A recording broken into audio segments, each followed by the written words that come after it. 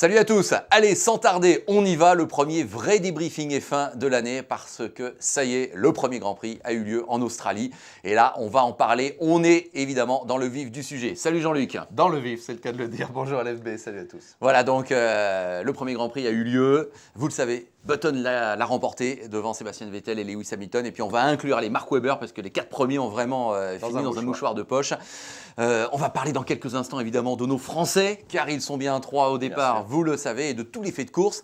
La fin de course notamment a été assez spectaculaire. Allez, commençons quand même à tout seigneur, tout honneur par le vainqueur de ce premier Grand Prix et donc premier leader du championnat du monde, Jenson Button.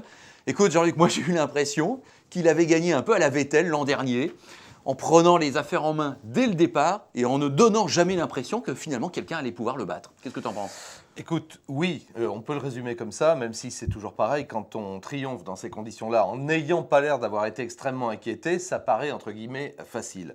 Maintenant, il a été dominé aux essais par Hamilton, dont on continue à penser qu'il est légèrement plus rapide que lui sur un tour. En tout cas, mais sa pole était magnifique. Un gros dixième, c'est quand même pas grand-chose, parce qu'il suffit vraiment enfin, on peut pas parler véritablement d'écart de performance à ce niveau-là. Après, écoute, moi je vais pas jouer les faux modestes, j'avais parié sur lui au Paris RMC samedi matin. On me demande mon avis, je dis moi, je sens bien Button, changement de réglementation, exploitation des nouveaux pneumatiques, etc. S'il prend un bon départ, bon, alors après il fallait encore le prendre, il l'a pris, et on a l'impression peut-être que c'est même à ce moment-là que le ressort Hamilton a été quelque part un peu altéré, pas brisé, attends, on peut pas non plus, il faut pas exagérer, mais on a l'impression qu'à ce moment-là, il s'est dit, ça y est, l'autre il est devant, bon, je sais de quoi la voiture est capable. Après, effectivement, eh bien, Button creuse l'écart pour aller dans le sens que tu indiques, creuse l'écart de manière impressionnante, il va jusqu'à 11 secondes pratiquement, donc on se dit, oula, c'est mal barré, et puis deuxième ravitaillement, il exploite les pneumatiques comme il faut, mal barré pour les autres, entendons-nous bien.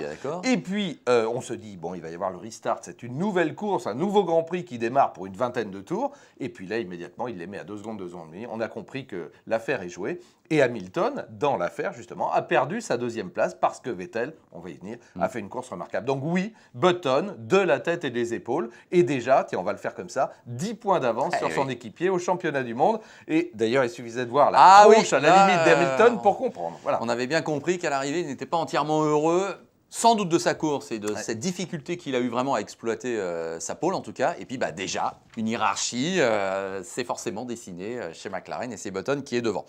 Alors oui, Vettel, notre double champion du monde en titre, on va y revenir, mais allez, on y va. Hein. C'est pas qu'on veut être à tout prix chauvin, mais il faut l'être un petit peu quand même parce que 3 Français en Grand Prix, c'est exceptionnel. Moi, j'ai eu un coup de cœur, hein, Jean-Luc, en qualif, Q1, Jean-Éric Vergne 2e, Romain Grosjean 3e. Les Français déjà se montraient. À la fin, on sait que Romain Grosjean nous a fait une qualif fabuleuse, 3e sur la grille, extraordinaire. Allez, on va commencer par lui.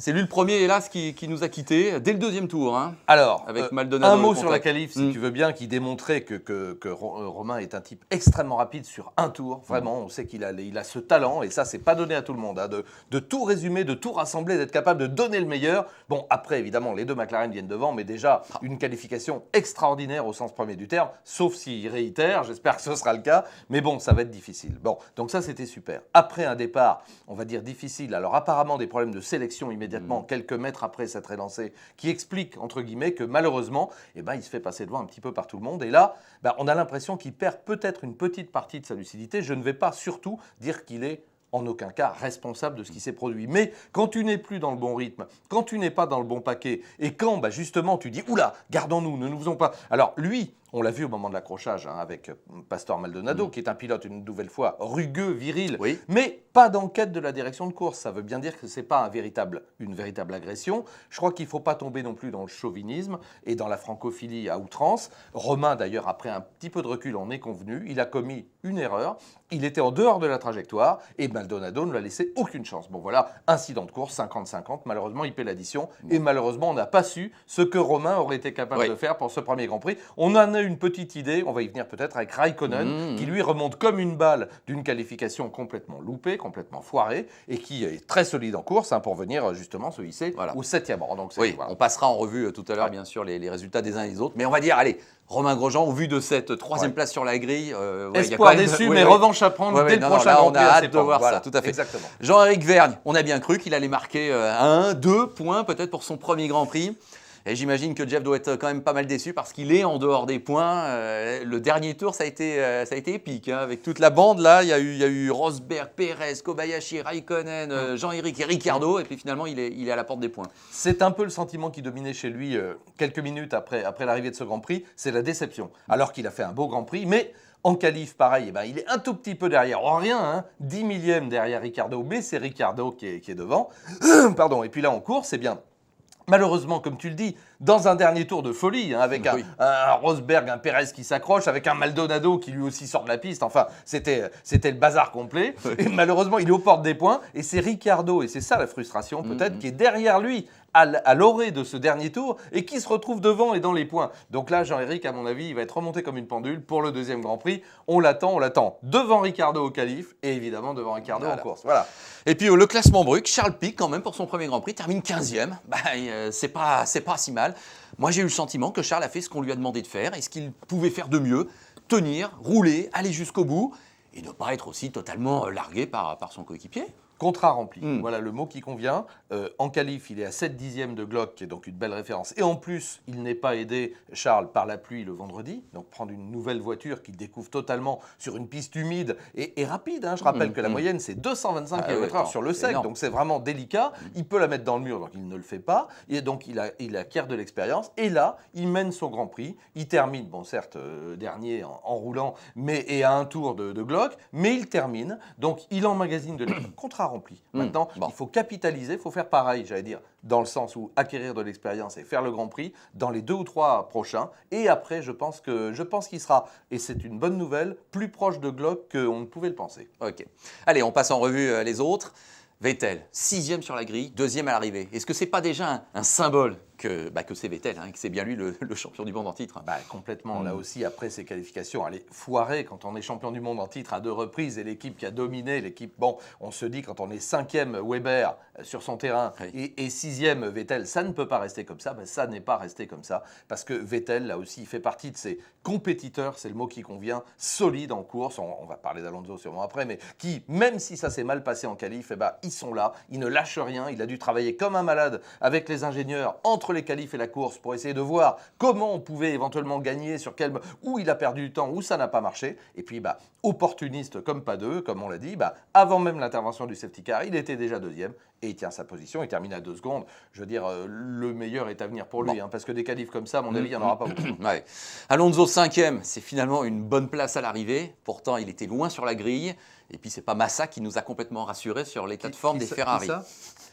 Alors, je vois ce que tu veux dire. Alors, malheureusement, Alonso, un peu mal au cœur. Alonso quitte la piste en qualif, donc évidemment, le temps qu'il a, il ne bouge plus. Et lui, après, il descend. Donc, terminé, il se retrouve 12e. Mais c'était pas sa place. Il aurait dû être allé entre 6 et 8, normalement, avec la valeur de la voiture. Et peut-être, là, aurait-il pu être un peu mieux, encore que les écarts. Il termine à plus de 21 secondes. Et malheureusement, il est à sa place. Peut-être pas en écart de temps. Mieux parti, il aurait pu terminer à 10, 12, 15 secondes peut-être du leader, mais pas mieux. La Ferrari, c'est pas ça du tout. Et Massa, pour redevenir sérieux, l'a démontré, parce que le pauvre Massa a envoyé des trajectoires à la hache comme ça, ou plutôt au couteau, vraiment horrible. Et puis après, il va s'en péguer, il n'y a pas d'autre mot, comme on dit dans le Sud, avec Bruno Senna. C'est bien la peine. Les deux Brésiliens qui abandonnent. Là, Massa, il doit remettre aussi la barre du bon côté. Quant à Alonso, Alonso, il est là. Et je pense que la Ferrari ne peut que s'améliorer parce que là, elle est tellement loin. À mon avis, ça a dû souffler à Maranello ce matin. Autre champion du monde, Michael Schumacher, qui a disparu assez vite, alors que la qualif avait été très très bien. Et puis Rosberg, qui lui aussi est une victime de la fin de course, mais qui n'a jamais donné l'impression de pouvoir aussi jouer aux avant-postes. Pour le coup, et là, il faut bien le dire, Schumacher a l'air, on l'avait pressenti un petit peu après les essais hivernaux, d'avoir trouvé une voiture et des pneumatiques qui lui conviennent. Et là, il est devant en qualification. Là, il n'y a rien à dire. Là, pour le coup, ça n'est pas arrivé souvent l'an dernier, c'est peu de le dire, et jamais ou pratiquement lors de la première saison. Schumacher est là, c'est bien le même, c'est le bon. Donc, il fait un début de course super. Après, il quitte la piste, on ne sait pas trop pourquoi, puis il invoque, et c'est sûrement vrai, des problèmes de boîte de vitesse, mais on sait qu'il n'y est plus. Donc, il se retire. Et d'ailleurs, c'est marrant, comme on le dit, il fait coucou à tout le monde sur la caméra. Il est détendu maintenant. Même pas tellement. Et puis, Nico, il fait une course un peu anonyme, et puis complètement loupé dans le dernier tour, là aussi. Il doit se rattraper. Nico Rosberg, on l'a bien moins vu qu'à la rigueur que Raikkonen, qui nous fait une super remontée. Après une qualif où quand même, là, il a dû Être mal la humilié. vivre. Hein. Oui, c'est ça. Piqué Bah, voilà. au vif. Ouais, là, c'est clair. 7e à l'arrivée. Est-ce que c'est pas aussi un signe que les champions du monde sont là, quoi, forcément, hein, quand tu es champion du monde. Oui, et j'allais dire c'est un signe rassurant pour lui et pour l'équipe parce qu'ils ne se sont pas trompés. Bon, après les qualifs, j'avoue que comme tout le monde, moi j'avais un petit doute. Hein. Je me suis dit, ouh là là là, il a reçu, hein, comme on dit, là aussi, il était vraiment garé, comme disent les pilotes. Et puis en course, ma foi, en roulant, il s'y est remis un petit peu. C'est quand même une personnalité assez fantasque, hein, ce Raikkonen. On a entendu des commentaires en course avec Patrick en direct sur RMC. On n'a pas pu faire autrement que de se marrer quand il invoque les drapeaux bleus. Il croit que c'est pour lui. Il dit mais pourquoi on met des drapeaux bleus? Mais non, ça fait pas vieux. C'est pas pour toi. Donc c'est parce qu'effectivement depuis 2 saisons il est en WRC. Bon, il a un peu perdu. Il va s'y remettre. Il va se reconcentrer. Il va s'y remettre. Mais bon, je pense que il sera beaucoup moins loin de Romain Grosjean qu'on ne le croyait après les premières qualifs. Voilà. Un petit mot et pour conclure. Sauber. Moi j'avoue que j'ai une tendresse quand même assez particulière. Et aussi pour ses pilotes. J'adore Kobayashi, vous le savez. Pérez, il nous refait le même coup que l'an dernier. Il est encore le seul à ne s'arrêter qu'une fois. Il part dernier. Il est même pratiquement 12e dès le premier tour. Il a gagné 10 places. Et puis il est dans les points, même s'il est un peu la victime du dernier tour. Formidable, Sauber. Lui, il profite un peu. Hein. C'est pas mal. Hein. Il termine 8e, comme tu le disais, quand tu es parti 22, puisqu'avec 22 monoplaces. Une stratégie, il fallait l'emmener, hein, la monoplace avec ces pneumatiques-là, avec un seul arrêt ravitaillement. Là où on essaie des trucs et ça marche, ma foi. Donc moi, je suis d'accord avec toi aussi. Pareil, c'est une équipe que je trouve solide, sympathique. Les deux pilotes, on les adore, parce que Pérez, je le mets dans le même paquet que Kobayashi. C'est vraiment rapide, pas froid aux yeux, enfin du super boulot. Les deux voitures, c'est bien, c'est vachement bien. Et puis Maldonado, revenons sur lui. D'accord, on a parlé de ce qui s'était passé avec Romain Grosjean, mais une fois que c'est passé, on a envie de dire c'est injuste un peu que cette sortie, parce qu'il méritait là, sa place dans les points. Hein, franchement, on ne sait pas trop comment, un peu déventé peut-être, c'est une courbe rapide et puis il est sur le vibreur, hein, donc les deux cumulés, malheureusement c'est une belle sortie. C'est là qu'on voit que ça va vite, par parenthèse. Hein. Quand ça tape, on voit à quel point ça va vite.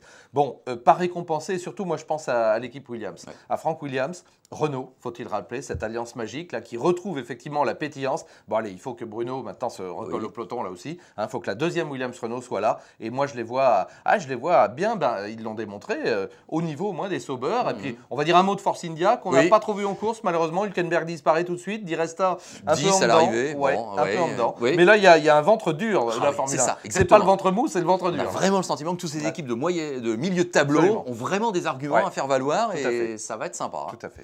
Bon, écoutez, voilà, on va arrêter là pour aujourd'hui, même si on aurait tendance à vouloir continuer pendant des heures. Mais dès la semaine prochaine, on se retrouve, Jean-Luc. Absolument. Parce que là, on enchaîne le Grand Prix de Malaisie dès le week-end prochain, donc un petit peu de patience, mais on revient très vite dès la semaine prochaine pour le débriefing F1 spécial Malaisie. Merci à nos amis et partenaires de F1-direct.com qui vous permettent de suivre ces Grands Prix sur notre site internet motorstv.com. Merci de votre attention, merci Jean-Luc, bonne semaine et à donc très bientôt. Merci à tous, à la semaine prochaine.